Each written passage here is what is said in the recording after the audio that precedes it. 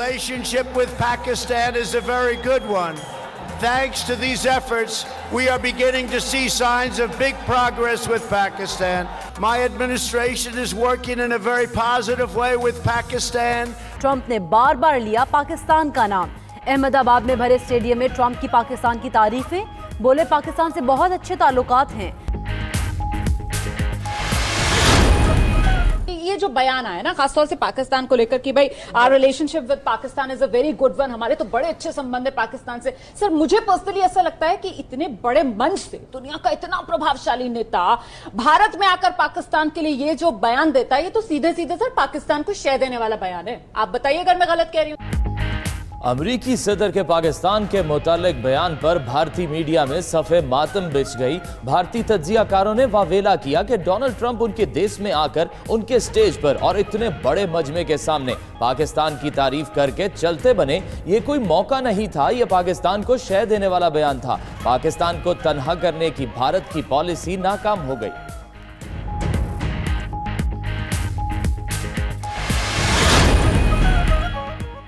वज़ीर ख़ारिजा शाह महमूद कुरैशी का सदर ट्रंप के बयान का खैर मकदम, कहा 1.5 साल में होने वाली पेशरफ्त का एतराफ़ किया जा रहा है।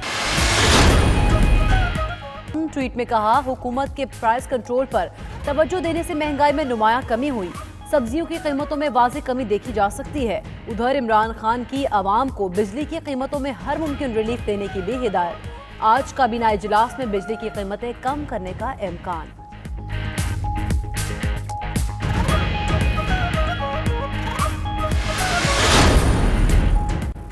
बहावलपुर के इलाके चन्नीगोट में शरीफ बरादरान के इत्तफाक शुगर मिल्स पर स्टॉक की गई चीनी की 55,000 से जायद बोरियां बरामद। शरीफ बरादरान की इत्तफाक शुगर मिल्स बंद पड़ी है और इस साल क्रशिंग भी नहीं की गई।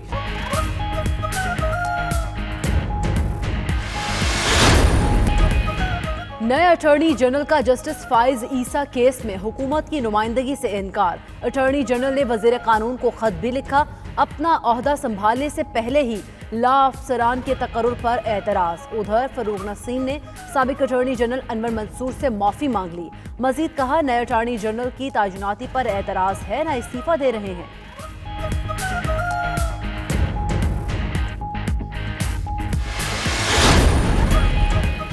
वफाकी हुकूमत कराची में बल्दियाती नुमाइंदों को इख्तियारात दिलाने के लिए सुप्रीम कोर्ट पहुंच गई। वफाकी वजीर असद उमर 92 न्यूज़ के प्रोग्राम में पहले ही कह चुके हैं कि कराची के हालात बाइख्तियार बल्दियाती सिस्टम से ही ठीक होंगे।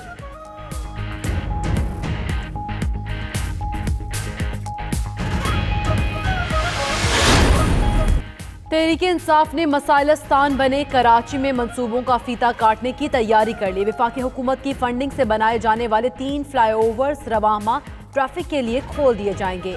वज़ीर आज़म इमरान खान मंसूबों का इफ्तिताह करेंगे। सिंध हुकूमत भी आराम बाग की तामीर और तौसी करेगी।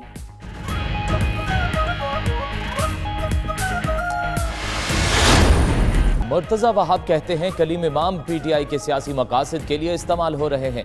सिंध वाहिद सूबा है जहां पुलिस पर सूबाई हुकूमत का इख्तियार नहीं। उधर वजीर आला मुराद अली शाह कहते हैं सिंध काबीना ने IG को हटाने का फैसला किया। वजीर आज़म ने भी इत्तफाक किया। दूसरे सूबों में 24 घंटे के अंदर अफसर तब्दील हो जाते हैं।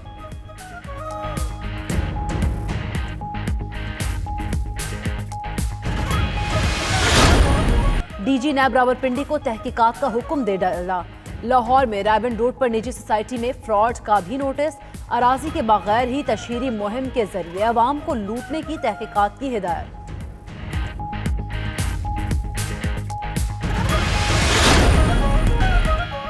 अल्लाह के घर में मेहमान बनने के ख्वाहिशमंद तैयारी कर लें। मुल्क भर में हज दरख्वास्तों की वसूली आज से शुरू होगी। हज दरख्वास्त फॉर्म बैंक्स में 6 मार्च तक बगैर किसी तातील वसूल और जमा कराए जा सकते हैं। स्टेट बैंक के मुताबिक 13 मंजूर शुदा बैंकों में दरख्वास्तें जमा होंगी। सरकारी स्कीम के तहत हज अखराजात 4,63,445 रुपए होंगे।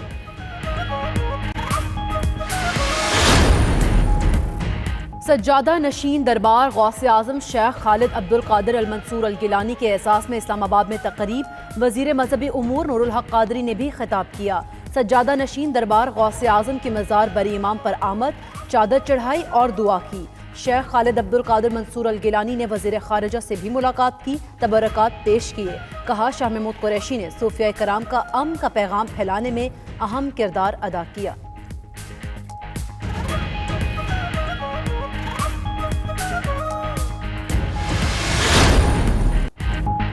पेशावर ज़ल्मी का स्क्वाड मुल्तान पहुंच गया। टीम के एयरपोर्ट पहुंचने पर शहरियों की तरफ से पुरतबाक इस्तकबाल। मदाह डैरन सैमी और ज़ल्मी स्टार्स के साथ सेल्फियां बनाते रहे। पेशावर ज़ल्मी और मुल्तान सुल्तान 26 फरवरी को मद्दे मुकाबल होंगी।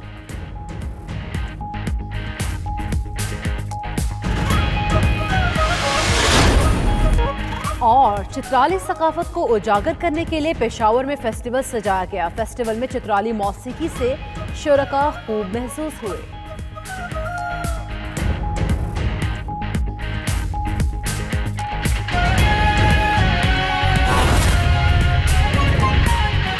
मलेशिया के वज़ीर आज़म महातीर मोहम्मद मुस्ताफ़ी हो गए।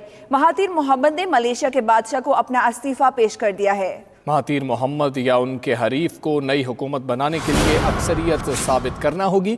अक्सरियत साबित करने वाले रहनुमा को मलेशिया के बादशाह हुकूमत बनाने की दावत देंगे। आपको बता रहे हैं कि मलेशिया के वज़ीर आज़म महातीर मोहम्मद मुस्ताफ़ी हो गए हैं। बात करेंगे जावेद उर रहमान हमारे साथ मौजूद हैं। जावेद, आगाह कीजिएगा, नई हुकूमत बनाने के लिए क्या करना होगा? क्या दोबारा से इलेक्शन होंगे या मौजूदा इलेक्शन और अराकीन में ही अक्सरियत साबित करना होगी? जी, असल में 2018 के इलेक्शन में डॉक्टर महातीर मोहम्मद ने 3 बड़ी जमातों PKR, जिसके सरबराह दातो अनवर इब्राहिम है, टैप और अपनी जमात PPBM के इश्तराक से हुकूमत बनाई थी। और उस वक्त यही ऐलान किया गया था कि वो किसी मुनासिब वक्त पर वजारत अज़मा का ओहदा PKR के सदर अनवर इब्राहिम के सुपुर्द कर देंगे। गुज़श्ता चंद हफ्तों से PKR और डैप और दीगर इत्तेहादी जमातों की जानिब से उन पर यह शदीद दबाव डाला जा रहा था कि मई 2020 में अपने ओहदे से मुस्ताफ़ी हों, जिसके जवाब में डॉक्टर महातीर मोहम्मद का बयान सामने आया कि वो 2020 नवंबर में मलेशिया में होने वाली एशिया पैसिफिक इकनॉमिक कांग्रेस की मेजबानी के बाद वजारत अज़मा सुबकदोश होकर अनवर इब्राहिम को दे देंगे। मगर इसके बावजूद इत्तेहादी जमातों ने धमकी आमेज अल्टीमेटम देना शुरू कर दिया। देखिए, गो कि डॉक्टर महातीर मोहम्मद की हुकूमत दीगर इत्तेहादी जमातों के इश्तराक से अमल में आई है, मगर दर हकीकत मलेशिया के अवाम ने वोट डॉक्टर महातीर मोहम्मद की क़यादत को ही दिया था और उनके इस तरह सुबकदोश होने की वजह से मुल्क में सियासी बहरान पैदा होने का अंदेशा था। और इस सियासी बहरान को बचाने के लिए अपोजिशन जमातों, जिसमें BN, पास और PKR के कुछ नुमाइंदे मौजूद हैं, डॉक्टर महातीर मोहम्मद की वजारत अज़मा बरकरार रखने के लिए उनका साथ देने का फैसला किया। इस सिलसिला में एक बहुत बड़ा इजलास भी कल मुनक्किद किया गया, जिसमें उनका साथ देने का वादा किया गया। डॉक्टर महातीर मोहम्मद को वजारत उज़्मा का इस्तीफा देना इसलिए भी जरूरी था ताकि वो नई हुकूमत तश्कील दे सकें। उन्होंने ये इस्तीफा मलेशिया के बादशाह को पेश कर दिया है। अब तमाम निगाहें मलेशिया के महल पर लगी हुई हैं कि बादशाह अगर महातीर मोहम्मद 139 सपोर्टर्स और मेंबर पार्लियामेंट की सपोर्ट के साथ नई हुकूमत बनाने की पोजीशन में आते हैं तो मलेशिया के बादशाह उनको जल्द ही दोबारा हुकूमत बनाने की दावत दे सकते हैं। जी ठीक है, अपनी अक्सरियत साबित करना होगी। जावेद उर रहमान आप हमें आगाह कर रहे थे। मलेशिया के वज़ीर आज़म महातीर मोहम्मद मुस्ताफ़ी हो गए हैं, बहुत शुक्रिया आपका।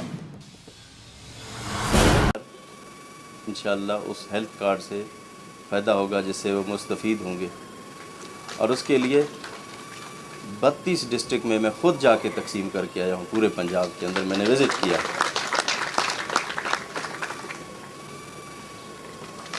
क्योंकि हेल्थ मैंने पहले भी कहा था कि हमारी प्रायोरिटी है और उसके ऊपर हम कोई कंप्रोमाइज़ नहीं करेंगे।